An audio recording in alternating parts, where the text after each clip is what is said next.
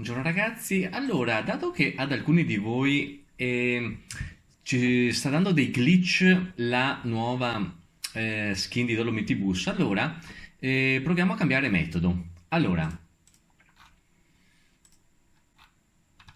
Link Bus lo scarichiamo, New Turismo 1.40, download.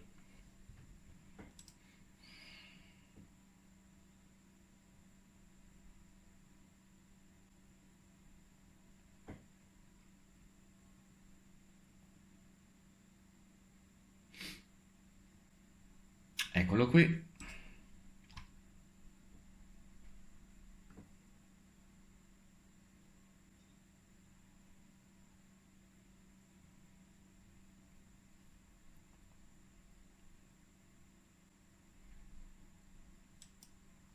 Bene, ce l'ha scaricato, è un file.rar. Lo apriamo e qui dentro c'è tre file, New Turismo, 1800 e Template, tutti e tre copia nella cartella Documenti, Eurotrack Simulator, Mod e incolla. Va bene? Dopodiché, template.scs, doppio clic, lui vi dirà con cosa voglio aprirlo e voi dovete aprirlo con 7zip. Se non lo avete dovete scaricarlo 7zip, 7zip. È in pratica una specie di WinRAR. Doppio clic, andiamo dentro la cartella Zananchan, Turismo, Texture, eccoci qua, fermiamoci qui.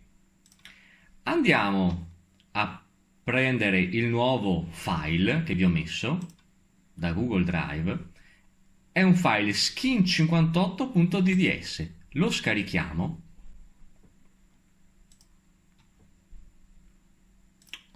l'ho messo qui su download, bene, tasto sinistro, teniamo premuto, andiamo su 7zip, ci mettiamo qui dentro dove c'è skin58 e rilasciamo il tasto sinistro e lui ci dice: sei sicuro di voler copiare? Noi diciamo sì.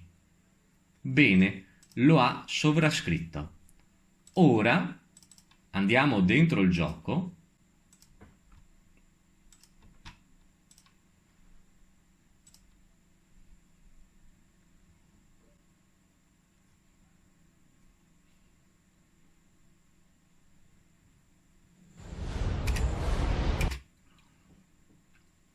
Mod Manager, voi avrete Mercedes-Benz Turismo skin e premiamo di qui, così lo attiviamo, e avrete anche il 1800 steering wheel nel caso voi aveste un volante da 1800 gradi o 900, ma questo non l'ho mai capito.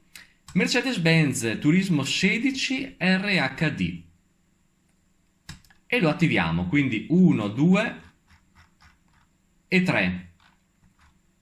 Confermiamo i cambiamenti.